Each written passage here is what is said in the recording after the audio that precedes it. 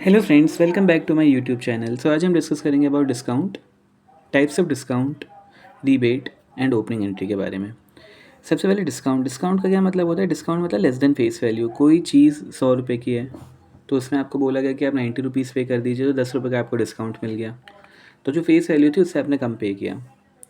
So discount is defined as the reduction made from the amount of a bill in lieu of its immediate cash payment or alternatively in lieu of bulk purchases made by a trader।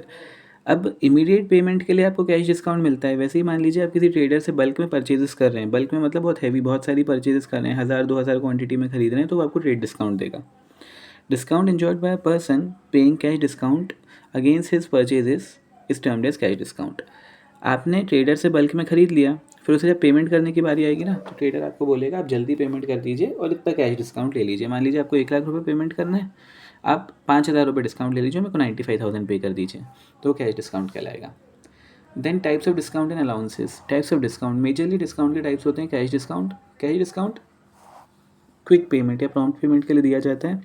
Then trade discount मतलब जब आप bulk में purchases करते हैं उसके लिए दिया जाता है।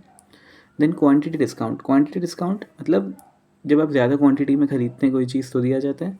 Seasonal discount depend on season मतलब कि जैसे अब गर्मियों में आपको स्वेटर्स की रिक्वायरमेंट नहीं है, शर्ट की रिक्वायरमेंट है, टी शर्ट की रिक्वायरमेंट है, तो उस पर डिस्काउंट मिल गया। देन सर्दियों में आपको स्वेटर्स की रिक्वायरमेंट है तो उस पर डिस्काउंट मिल गया। तो seasonal discount basically depends on seasons. And types of allowances का क्या मतलब होता है? अलाउंसेस मतलब रीइंबर्समेंट और बाउंटी फॉर एक्सपेंसेस, या फिर amount of something that you are allowed. मतलब आपको रीइंबर्समेंट मिला, जैसे कि प्रमोशनल अलाउंस का ही मतलब वो आपने कुछ खर्चा किया, बाद में जितना खर्चा किया उसका कुछ पोर्शन आपको वापस मिल गया। ट्रेड इन के दौरान आपने कुछ खर्चा किया, बाद में आपने जितना खर्चा किया उसका कुछ परसेंट आपको रीइंबर्समेंट मतलब पैसा वापस मिल गया। So that's trade in allowance. Then difference between discount and rebate. Discount का मतलब होता है concession in the purchase price of goods on the spot during a sale, ये प्रॉम्प्ट पेमेंट के लिए होता है।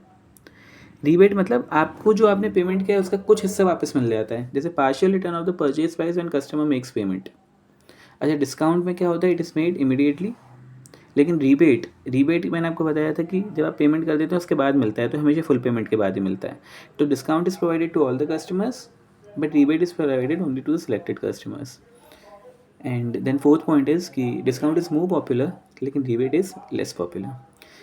फिफ्थ इज़ कि discount is provided on the purchase price of the products, लेकिन rebate is provided on rent, utility and bills etcetera. And discount is a marketing strategy, लेकिन rebate is a sales promotion strategy. Sales promotion मतलब sales को promote करने के लिए कि cell ज़्यादा बढ़े, कि अभी आप हमसे ख़रीद लीजिए, बाद में हम थोड़ा सा पैसा आपको वापस कर देंगे।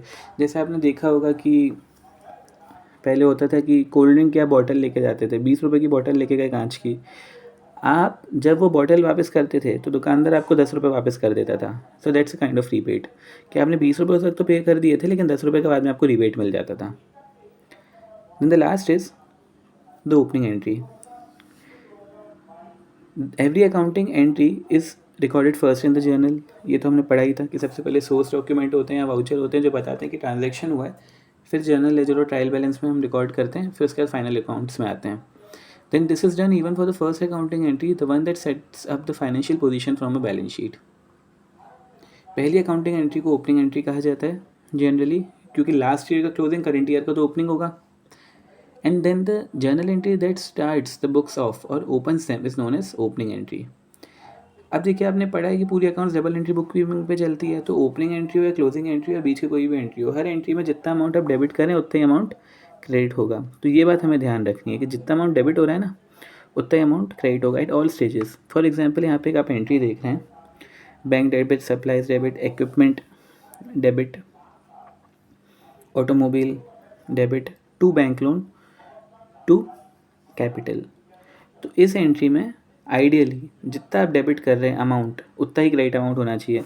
हाँ, कंपाउंड एंट्री हमने पढ़ी थी कि सिंपल एंट्री क्या होता है जिसमें एक डेबिट और एक क्रेडिट होता है, लेकिन कंपाउंड एंट्री होती है जिसमें मल्टीपल डेबिट या मल्टीपल क्रेडिट होते हैं।